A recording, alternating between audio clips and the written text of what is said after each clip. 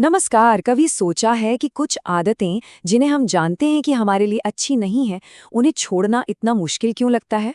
तो आज हम जेम्स क्लियर की किताब एटॉमिक हैबिट्स की मदद से इसी साइकोलॉजी को समझने वाले हैं और जानेंगे कि कैसे बुरी आदतों को जड़ से खत्म किया जा सकता है। ये एक ऐसा सवाल है जो हम सबको कभी ना कभी परेशान करता है ना?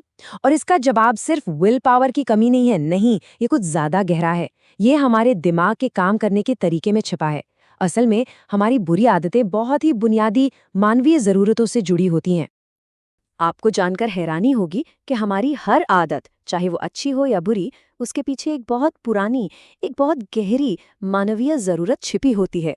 हमारी आदतें बस उस जरूरत को पूरा करने का एक सीखा हुआ तरीका भर हैं। देखिए, हमारा दिमाग सोशल मीडिया चेक करने या घंटों वीडियो गेम्स खेलने के लिए नहीं बना था। ये तो उन बहुत पुरानी बुनियादी जरूरतों को पूरा करने के लिए इवॉल्व हुआ है जो हमारे जिंदा रहने के लिए जरूरी थीं। और आज की हमारी कई बुरी आदतें असल में उन्हीं पुरानी जरूरतों के मॉडर्न और कभी-कभी बिल्कुल गलत सल्यूशन हैं। ऊर्जा बचाना, समाज में एक्सेप्टेंस पाना, अनसर्टेनिटी को कम करना, ये कुछ ऐसी गहरी इच्छाएं हैं जो आज भी हमारे लगभग हर काम के पीछे की असली वजह होती हैं। जंक फूड खाने से लेकर सोशल मीडिया पे एंडलेसली स्क्रॉल करने तक, हर चीज इनमें से ही किसी एक जरूरत से जुड़ी हो सकती है। और बस इसी तरह हमारी हजारों साल पुरानी इच्छाएं आज की आधुनिक आदतों में बदल जाती हैं। दूसरों से जुड़ने की वो गहरी मानवीय जरूरत फेसबुक स्क्रॉल करने की आदत बन जाती है। प्यार पाने की इच्छा टिंडर पर स्वाइप करने में बदल जाती है। लेकिन यहाँ एक बात समझना बहुत जरूरी है। ये बस सीखे हुए समाधान हैं और ये जरूरी नहीं कि ये सबसे अच्छे समाधान हो। असल में जो क्रेविंग होती है वो सिगरेट या जंक फूड के लिए नहीं होती, नहीं, वो होती है उस एहसास को बदलने की इच्छा जो हमें लगता है कि वो चीज हमें देगी। हम असल में बोरियत, तनाव या अकेलेपन से दूर भागकर कुछ अलग, कुछ बेहतर महसूस करना चाहते हैं। तो अगर सारी बात एहसास बदलने की है, तो सॉल्यूशन भी तो वहीं छिपा होगा, है ना? किसी भी बुरी आदत को तोड़ने का सबसे असरदार तरीका है उसे अनाकर्षक बना देना। और ये कैसे होगा? उस आदत से जुड़े एहसास को बदलकर उसे एक नेगेटिव फीलिंग से जोड़कर। धूम्रपान का उदाहरण इस बात को बिल्कुल साफ कर देता है। मुझे स्ट्रेस दूर करने के लिए सिगरेट चाहिए, सोचने के बजाय अगर कोई ये सोचना शुरू कर दे कि सिगरेट कोई स्ट्रेस दूर नहीं करती, ये तो मेरी नसों को तबाह कर रही है, मुझे बीमार बना रही है, तो उस आदत का आकर्षण अपने आप ही खत्म होने लगता है। ये जो सोच बदलने का तरीका है ना, ये बहुत पावरफुल है। आदत छोड़ने को एक सैक्रिफाइस की तरह देखने के बजाय ये सोचना कि इससे हासिल क्या हो रहा है, कुछ खो नहीं रहा है, बल्कि स्वास्थ्य, पैसा और आज़ादी जैसी कीमती चीजें मिल रही हैं। चलिए अब एक और बड़ी मजेदार टेक्निक देखते हैं कि कैसे सिर्फ एक शब्द बदलकर मुश्किल से मुश्किल काम को भी आकर्षक बनाया जा सकता है।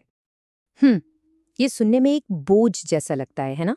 जैसे ये कोई मजबूरी हो, कोई सजा, मुझे ये करना है। देखा, सिर्फ एक शब्द बदला और पूरा नजरिया ही बदल गया। करना है की जगह करने को मिलता है कहने से वही काम एक बोझ के बजाय एक अपॉर्चुनिटी जैसा लगने लगता है। ये एक प्रिविलेज, एक सौभाग्य बन जाता है। और यही लॉजिक पैसे बचाने पर भी लागू होता है। ये कोई त्याग या सैक्रिफाइस नहीं है, ये तो भविष्य की आज़ादी खरीदने जैसा है। आज की हर बचत कल के लिए ज्यादा ऑप्शंस और ज्यादा फ्रीडम लेकर आती है। और हमारी आखिरी टेक्निक है एक मोटिवेशन रिचुअल बनाना। ये एक बहुत ही पावरफुल तरीका है जिससे किसी भी काम को शुरू करने के लिए खुद को मोटिवेट किया जा सकता है, बस उसे एक पॉजिटिव फीलिंग से जोड़कर। ये कहानी कमाल की है।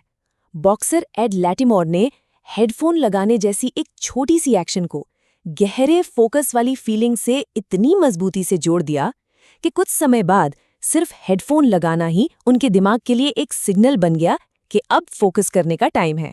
वो एक्शन ही मोटिवेशन का सोर्स बन गई। और ऐसा रिचुअल बनाना बहुत आसान है। कोई भी छोटी सी क्रिया चुने, मान लीजिए 3 गहरी सांसें लेना। अब इसे किसी ऐसे काम से ठीक पहले करें जिसमें आपको मजा आता है, जैसे म्यूजिक सुनना। धीरे धीरे सिर्फ वो 3 गहरी सांसें लेना ही आपके दिमाग में वही अच्छी वाली फीलिंग जगाने के लिए काफी होगा, जिससे किसी भी काम को शुरू करने की प्रेरणा मिल जाएगी। तो इस पूरी बातचीत का सार यही है, आदतें तब अट्रैक्टिव लगती हैं जब हम उन्हें पॉजिटिव फीलिंग्स से जोड़ते हैं। और वो अनअट्रैक्टिव तब बन जाती हैं जब हम उन्हें नेगेटिव फीलिंग्स से जोड़ देते हैं।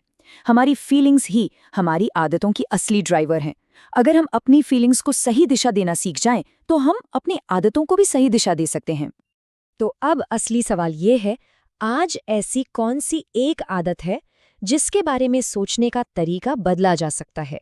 चाहे वो किसी बुरी आदत को अनाकर्षक बनाना हो या फिर किसी मुश्किल काम को एक अवसर की तरह देखना हो। सोचने वाली बात है।